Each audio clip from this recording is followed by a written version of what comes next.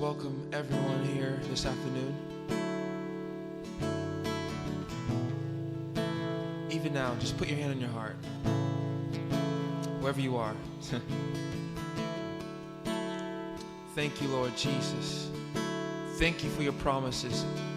They're yes and amen. Your promises are yes and amen, God. Thank you, Lord Jesus.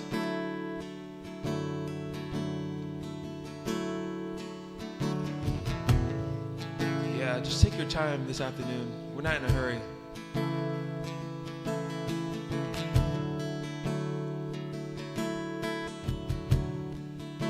Thank you, Lord. Wherever you are, just begin to just thank Jesus. Wherever you are, we just say thank you, Jesus.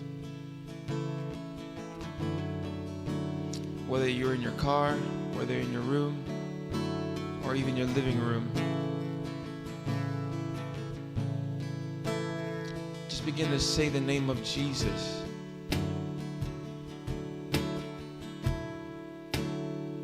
You sing the name of Jesus. Jesus. Oh, Jesus. The name is powerful. Jesus.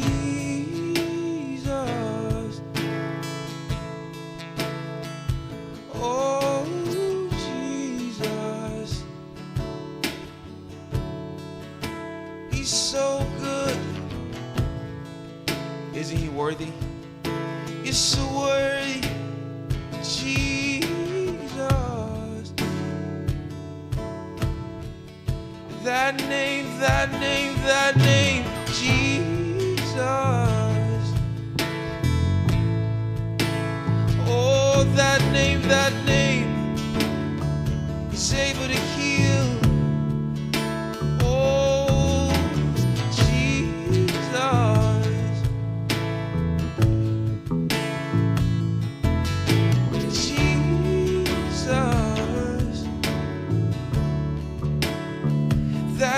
That name, he's holy, he's worthy, he is holy, he is worthy, he is holy.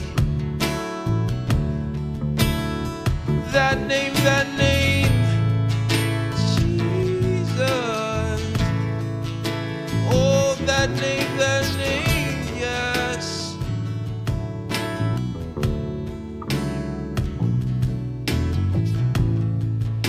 That name is worthy, Jesus. That name is able to heal.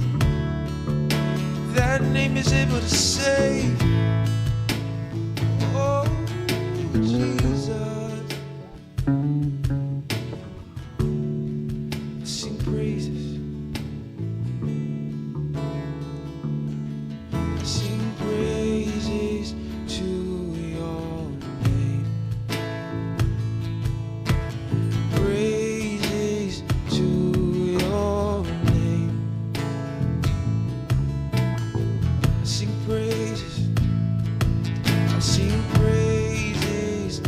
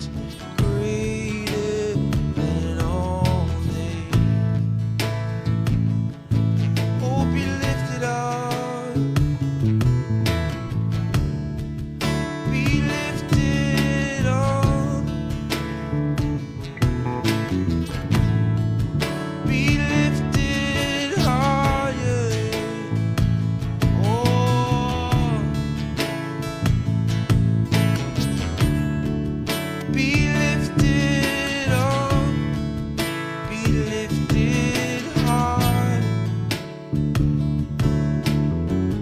All honor to your name. All honor to your name. The name that's so much greater than all names. Oh, be lifted up, be lifted up. Oh, yes, be lifted higher. We lift you high.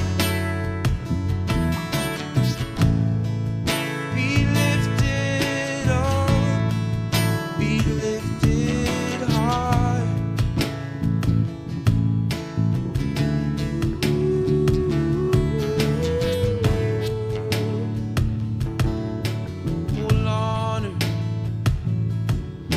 All honor to your name. All honor to your name. The name that's so much greater than all names.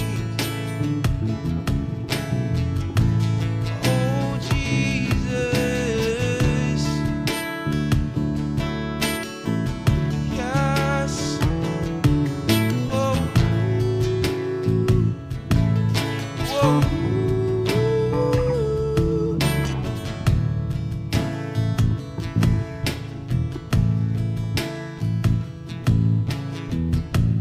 Your name is life. Your name is hope inside me. Hope inside me. Your name is hope. Your name is hope inside me. Hope inside me. Your name is life. Your name is hope. Your name is life inside me. Oh, your name is hope. Your name is life. Your name is hope, Jesus. Your name is life. Your name is hope.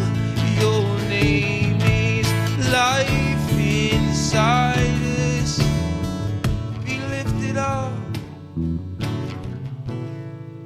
Be lifted up. Be lifted higher. Be lifted up. Be lifted high. Whoa, yes.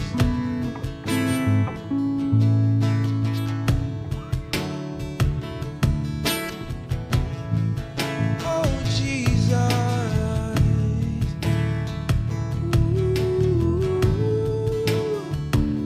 Jesus, we just thank you, Lord. Thank you for the hope that you are inside of us, God. Thank you for the life that you are inside of us, God.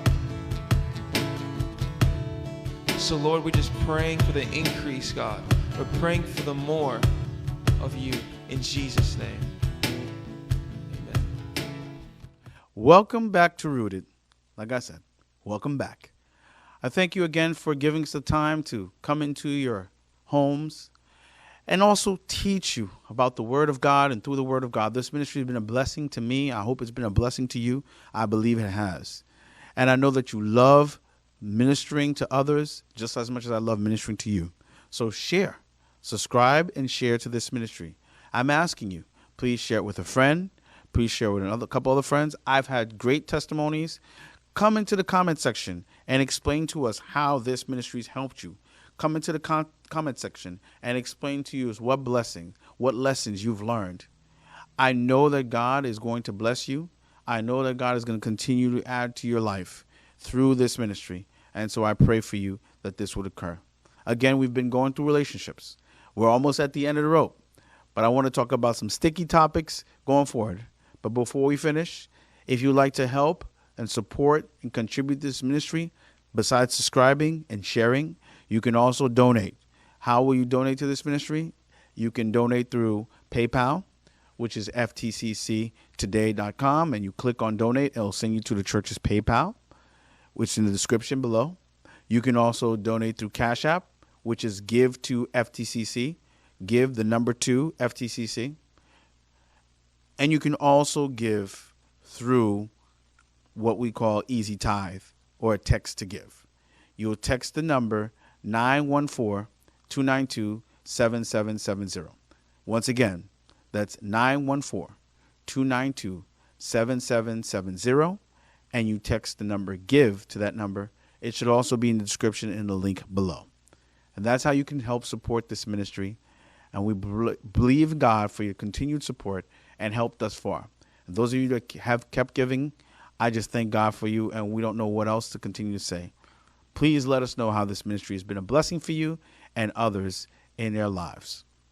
Now, I want to talk about a topic that we rarely talk about in church, and that is in relationships, being a control freak. Now, of course, stereotypically, we like to think of women this way, but there's guys that are just as much as a control freak. I want to read for us a passage that is somewhat to do with it. Having control over a situation and organizing, ordaining something. Take a look at Matthew chapter 20, verses 20 to 28. Matthew chapter 20, verse 20 to 28 in the New Life Version. It says, the mother of Zebedee's children, James and John, came to Jesus with her sons. She got down on her knees before Jesus to ask something of him. He said to her, what do you want?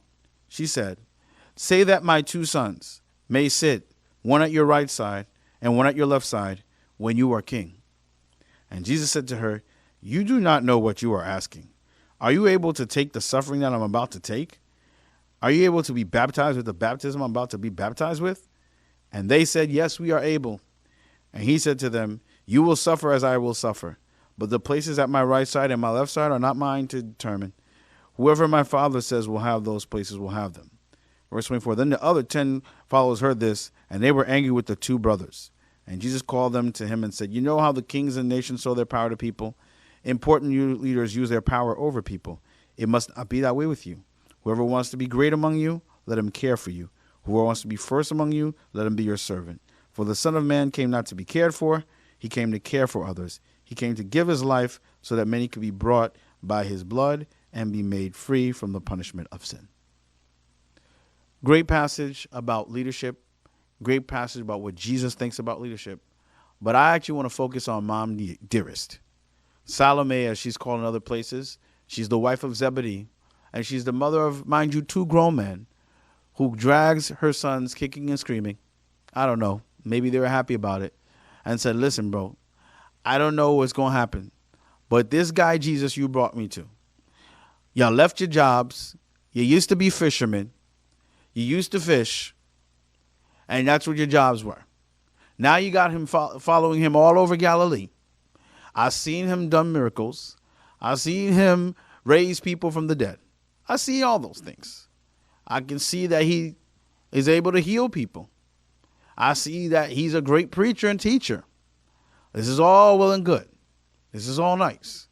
But let me tell you something as your mother.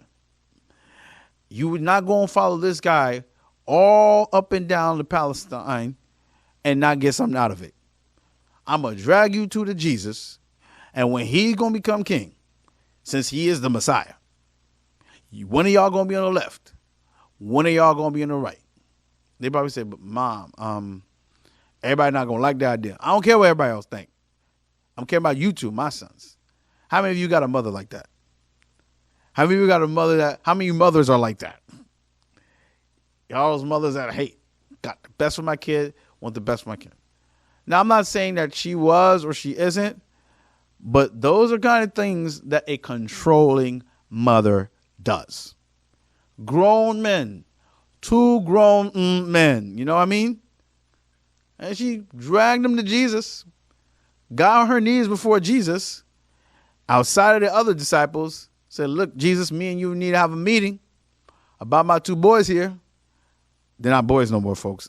These guys grown men had a business. Remember that. I'm going to tell you what's going to happen. Please, Jesus. Please, please, Jesus. This one going to be on your left. This one going to be your right. I got to say, Jesus was amused. Jesus got to be like, this woman got some gumption. I'm even commending her for what she would want for her children. So, where is the line? How do we know if you're a controlling parent, a controlling mother, a controlling father? Well, if you're trying to tell the kids what to do and they already grown, married, got their own kids, you were controlling. Let's get that one out the way. Okay, let's just get that one out the way. You controlling. You involved in adult grown people's life. If you got a parent like that, they are controlling.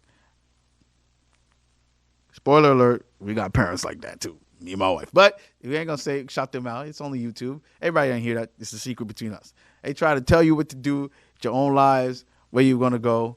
You know, I remember when I was in school, my mom was like, you're going to go do this. You're going to go to that school. You're going to go study this. I mean, she was all up in that, not trying to give us a choice and where to go. So I want to share with you how you know that you got that controlling person by your wayside and what to do about it when you figure out that they are the controlling person that you're. 8 signs. First of all, if you trying to help people change so you can make them happier, you always trying to help people change so you can make them happier without them asking you for your help. That's the key. They didn't ask you for help, but you want to help them change so they can be healthier without you asking, right? That's number one. Number two, you micromanage others to make them fit your expectations. You micromanage your lives, okay? You just trying to make every detail about their life, and they don't give a chance. They don't give them a chance to have their own say. You don't give them a chance to have their own hope. You don't give them a chance to have their own input. You're a micromanager of people's lives. Not good, not good. Number 3, you judge others' behavior as right or wrong and passive-aggressively withhold attention. So you judge others' behaviors as right or wrong and passive-aggressively withhold attention when they don't fall in line with expectations. When they don't fall in line. So that's when you be getting that evil eye. You remember that evil eye? Okay, that evil eye is famous in controlling parents. Whenever they smell or see something that don't align up with what they have. I remember one man who wanted his son to take over his business, and his son wanted to go into law enforcement. Man, that guy gave his son the most evil eye and was like, this is wrong. And he just, every time he saw his son, well, that's the one that's the police officer over there, you know. He just didn't like police for him. He wanted him to do what he wanted him to do. Okay? And that is number 3. We judge their behavior as right or wrong only because they're not fitting what you want for them, not because it's right or wrong. You're controlling. Stop controlling them. Number 4, you offer constructive criticism just to advance your own agenda. You offer constructive criticism to advance your own agenda. Yep, you know when they do this. This is when they act as if they're trying to help you. Okay, constructive criticism. Like, you ever get this kind of constructive criticism? It'll be good if you start to settle down. You need to get married to somebody. Okay, and I don't know when that's going to happen, but I'm going to need somebody to bring me to that party tonight that I'm supposed to go at so-and-so's house. And maybe you can get out and meet somebody there. You know, she got a nice daughter. Constructive criticism. It started with you need to get married, and it ended with her introducing you to so-and-so's daughter. So we knew what that was about. It was not about me getting married. It was about me getting married to the person you want me to get married to. That's controlling. But to get 2 things from there, they needed to get to that party, and they need you to bring them, and they needed you to meet so-and-so's daughter there. See how the controlling works? That's a controlling parent. And some of y'all don't want to become that because you've been through that and lived through that. So you change who you are and what you believe just so people could accept you. Okay? Change who you are, what you believe, so people accept you. Did you see that, in a sense, she knew Jesus was going to be a king. She just kneeled in front of Jesus. Okay? Changed who she was in a sense. I'm not necessarily saying that's what she was and wasn't, but she just took the whole trappings and like, please, my sons. And sometimes we do that. We genuflect. We show people something that we not truly are, but it's a means to getting what we want to achieve. Are you like that? That's controlling. It's manipulation. Controlling. Okay? You're going to try to get what you want. And she was close. Jesus entertained her theory. It works, controlling, but it's not a behavior that we want to promote. Number 7, you have a hard time being okay with ambiguity and not knowing things. You know, I know a controlling parent. They always want to know. And they probe and probe and probe. They try to find that right question to know. Like, where you going? Going out. Out where? Somewhere. With my friends. Which friends? Friends from school. Which friends from school? What's their names? They don't got names? I mean, and you grown, you married, you got kids, and they're asking you these questions. That's a controlling parent. It's not a 13-year-old. It's not a 15-year-old. It's not an 18-year-old even. It's a grown young adults. You don't want to turn into that, and you need to understand if you have parents like that, they will interfere in your life, in your marriage, and whatever you're doing. So you can't have those people. Last but not least, you intervene on behalf of people by trying to explain or dismiss their behaviors to others. Controlling parents love to do this. They love to say, oh, I know why my son did this, even though the son didn't ask them to defend him. This is what will happen with my son. This is what happened with my wife. This is what happened with my husband. This is what happened with my daughter. This is what happened with my brother. This is what happened with my sister. Controlling parents just intervene. Controlling spouses intervene. They, okay, I'm going to talk to your boss for you. No. I'm going to talk to you, your employees for you. No. They like to intervene on your behalf as if you couldn't do the job yourself. Now, I know you can do the job. I know you know what to do. I know you know how to do it. But it's necessary sometimes that even though people don't understand and don't get it, that you allow them to make their own mistakes. Are you controlling? Are any one of these 8 yours? Are you that type of parent? Are you that type of person? You can develop these bad habits at a younger time. And by the time you get older, chances are if you had a controlling parent, you or one of your siblings is going to end up being a controlling parent too. This stuff is generational. So start recognizing the signs now and get rid of them. God willing, if we have more time down the road, I will share more.